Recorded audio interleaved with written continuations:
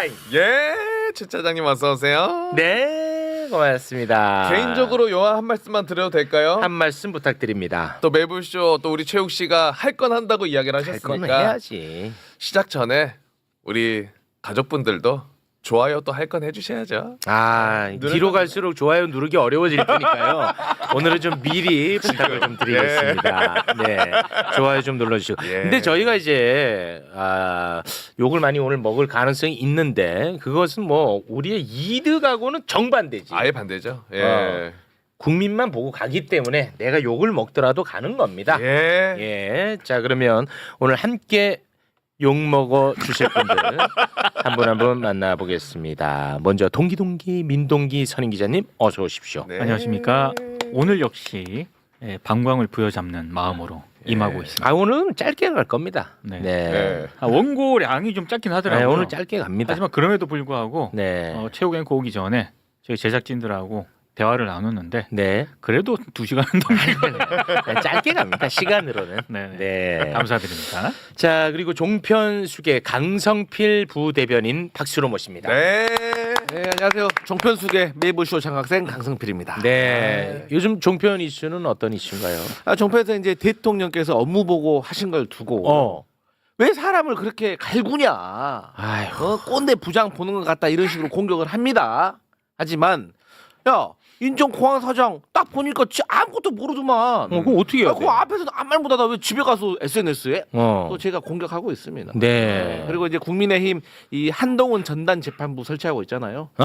여기에 대해서도 제가 무참히 막 찔러대고 있습니다. 많이 아파하고 있습니다. 네, 좋습니다. 근데 그 업무 보고 생중계 그 일 못하는 기관장들 우리가 많이 보고 있지 않습니까? 근데 그들에 대해서 불이익은 별로 지금 가해지는 게 없어요. 그냥 욕만 먹는 수준이야. 하지만 잘하는 공무원들 눈에 띄잖아요. 그들은 이따가 다루겠지만 다 상 받고 있어 지금. 맞아요. 오히려 지금 반대라니까. 잘못한 사람에 대해서 벌은 주어지지 않아요. 잘한 사람에 대해서는 엄청난 상이 지금 들어가고 있어요. 공직사회 신상필벌 확실해야죠. 그래야 일 열심히 하죠. 그 얘기를 오늘 제가 사례로 좀 몇 가지 갖고 왔으니까 그거 들고 가세요 오늘. 알겠습니다. 고맙습니다. 자, 그리고 내란 전담 재판부 설치와 관련해 가지고 어제 이제 민주당이 어느 정도 이제 교통 정리가 된 상황이거든요. 관련한 이야기 저희가 또 함께 나누기 위해서 김용민 의원을 모셨습니다. 박수로 맞이합니다. 반갑습니다. 김영민입니다. 욕 먹어도 할 건 한다라고 하는 매불쇼의 동지애를 느낍니다. 우리 그 의원님도 욕 먹으면 마음이 아프죠? 아프죠. 요새 많이 먹던데. 문자도 많이 오던데요. 문자도 많이 받아요. 요새 많이 먹다. 아니 왜냐하면 의원님은 욕 먹는 캐릭터가 아니었어요. 맞아요. 그건 맞잖아요. 그동안에 진짜 엄청나게 호감형 정치인이었다고. 그렇죠. 근데 요즘 욕을 좀 많이 먹는 것 같아요. 그게 아무래도 이제 민주당 지지층 내에서 뭐라고 할까 좀 세분화돼 가고 있는 과정. 여당이면 또 그런 일들이 발생해요. 예전에 문재인 대통령 집권했을 때에도 여당 내의 지지층들이 약간 좀 세분화되는 과정들이 있었습니다. 그 과정이라고 생각하고 그래도 할 말은 하고 할 일은 하는 정치인이 되겠습니다. 거기서 말하는 할 말이라는 것은 결국은 내란과 관련해서는 내란 청산이 가장 효율적으로 될 수 있는 방법을 찾기 위함이기 때문에 할 말을 한다는 말씀인 거죠. 맞습니다. 목적지는 같아요. 목적지 같아. 목적지는 같아. 그리고 나는 뭐냐면 다양한 의견을 듣고 싶은 거예요. 맞아요. 왜냐하면 리스크를 최대한 다 펼쳐놓고 줄이자는 취지지. 뭐 나는 한 목소리만 듣는 건 아닙니다. 그럼요. 다양한 목소리를 지금 듣고 있습니다. 왜냐하면 사전에 리스크를 줄여야 되기 때문에. 맞아요. 자, 그러면 출발을 한번 해보겠습니다. 민주당이 내란 전담 재판부 설치법의 위헌 시비를 완전히 그냥 불식시키는 쪽으로 고쳐서 법안을 통과시키겠다라는 입장을 발표를 했는데요. 일단 법사위를 통과했던 기존안이 하나가 있었는데 핵심은 내란 전담 재판부 판사의 추천위원회 구성을 두고 이거를 두고를 천대엽이가 이거 완전히 위헌이다라는 선언을 해버렸거든요. 네. 그거 한번 다시 보고 가겠습니다. 자, 내란 전담 재판부 판사를 추천하는 그 추천위원회 구성하는 예. 그런 방안입니다. 추천의 추천입니다. 그렇습니다. 자, 각급 법원 판사회의가 추천을 하고요. 그리고 헌법재판소 사무처장이 추천을 하고 그리고 법무부 장관이 추천하도록 네. 이렇게 되어 있었습니다. 이제 그러다 보니까 아니 사법부 판사를 왜 외부에서 추천하냐? 이거 위헌이다. 이걸 아예 그냥 천대엽이가 선언을 해버렸어. 그러니까 이 법을 예를 들어서 통과를 시킨다. 위헌이고 아니고가 중요한 게 아니고 무조건 이것은 헌재로 갑니다. 100%. 그렇죠. 그러면 재판이 중지되고 복잡해지잖아. 그래서 위헌 10이 되어지고 있는 그 말 자체를 아예 나오지 못하게 하기 위해서 다 삭제를 하고 간다는 거예요. 네. 지금부터는 어떻게 간다는 건지 우리 의원님이 설명 좀 부탁드리겠습니다. 네, 일단 뭐 천대엽 처장 본인도 외부 추천위원이 더 많이 있는 추천위원회에서 추천된 분이죠. 맞아. 네, 그러니까 저게 위원이라고 하면 자기도 위원 대법관이다 맞습니다. 선언하는 겁니다. 네.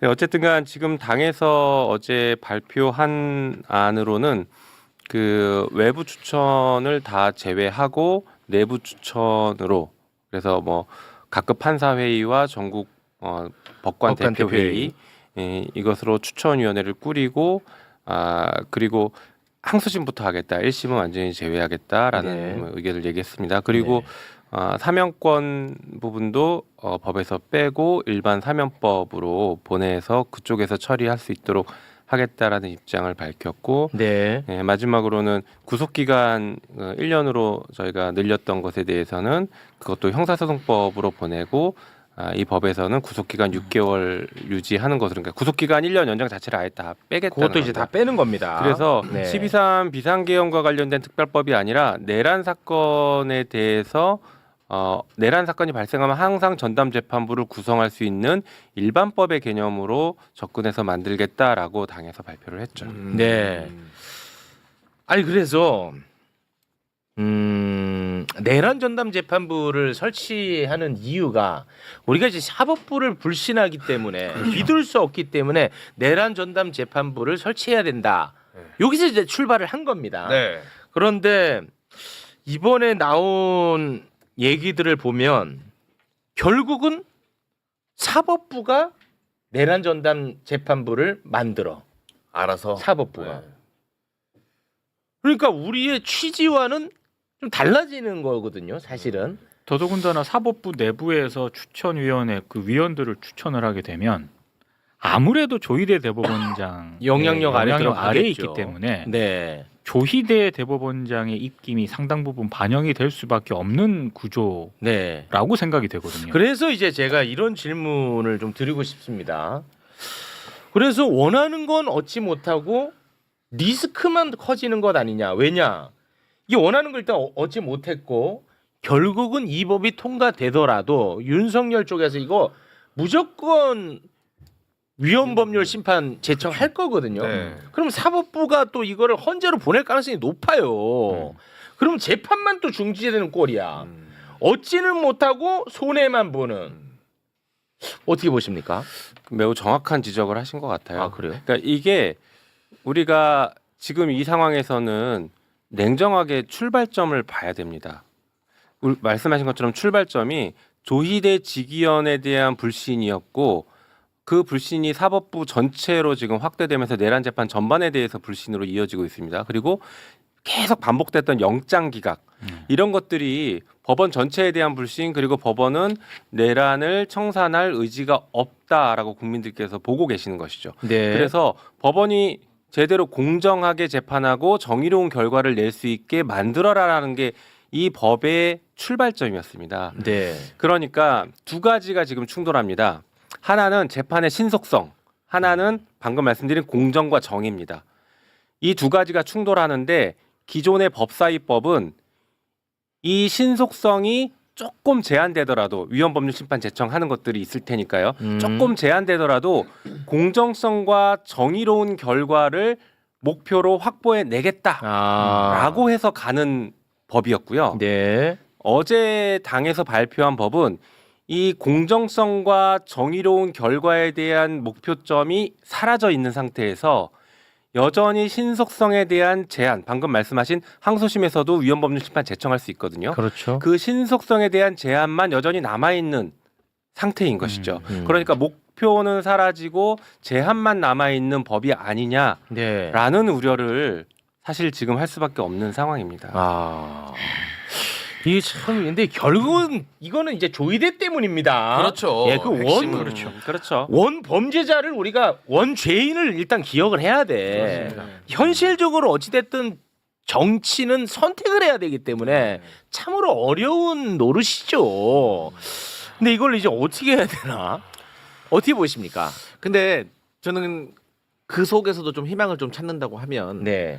어쨌든 이제 1심이 아니라 2심부터 설치를 하잖아요. 내란 전담 재판부를. 그렇습니다. 그러면 1심에서 이제 유죄가 나오면 사실 이제 그 유죄를 받아냈기 때문에 사실 2심도 우리가 지금 속도면에서는 조금 늦어질 수는 있지만 어쨌든 만약에 1심부터 내란 전담 설치해가지고 위헌성에 휘말려가지고 재판이 중지되면 1심에서 유죄도 받아내는 거에 대해서 좀 불안해질 수가 있기 때문에 네. 저는 좀 현실적으로 좀 타협을 한 것이 아닌가. 아니 그러면은 더 현실적으로 내란 전담 재판부를 아예 설치를 안 하면 되잖아요. 그렇죠. 그런데 예. 저는 이 내란 전담 재판부 설치라는 이 카드 자체가 네. 저는 조이대 사법부에게 큰 압박으로 작용할 거라고 생각을 합니다. 아. 그런다고 해서 우리가 안 해버리면 지뢰는 마음대로 또 할 거 아니에요.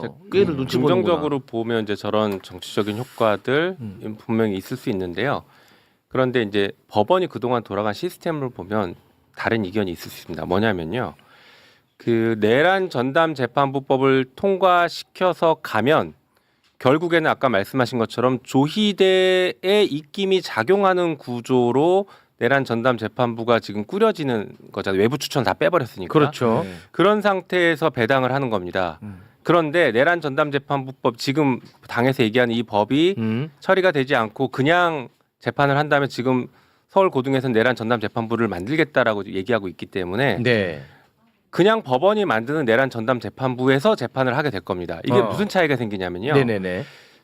법원이 그냥 만드는 내란 전담 재판부일 경우에는 일종의 무작위 배당이 조금 더 실현이 됩니다. 그런데 지금 법에 따라서 그 조희대 대법원장의 영향하에 그 항소심이 구성이 되면 네. 조희대의 지정 배당 같은 모습이 발생하는 그럼 돈 것이죠. 나빠지는 거네. 그렇죠. 그럴 가능성이 있습니다. 그러니까 배제할 수가 없는 거. 조희대 지정 배당이냐 아니면 지금처럼 무작위 배당으로 갈 거냐. 네. 이런 현상이 발생할 수 있습니다. 그 무작위가 낫지. 법적으로는 그렇게 됩니다.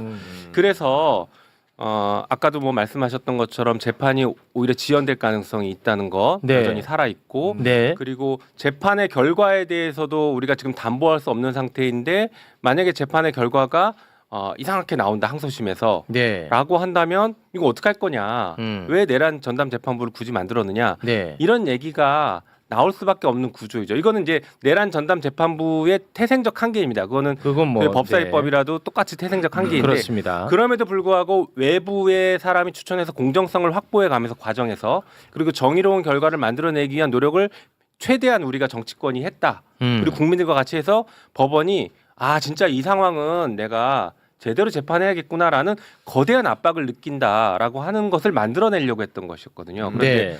지금 같은 경우에는 그런 압박보다는 오히려 지정배당하는 모습처럼만 비춰지니 네. 걱정이 되는 것이죠. 야, 이게 진짜 어렵네.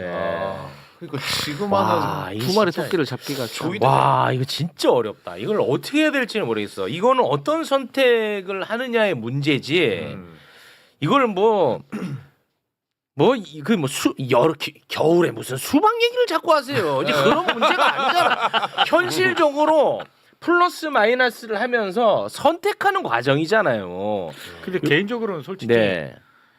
사법부에 대한 불신이 너무 커서 그런지는 너무 모르겠습니다만 크죠. 무작위 배당을 정말로 무작위 배당하고 있느냐에 대한 저는 근본적인 불신이 있거든요. 그러니까 무작위 배당 한다는 그것도 못 믿는 그런 상황이죠. 그것도 믿을 수 없고. 네.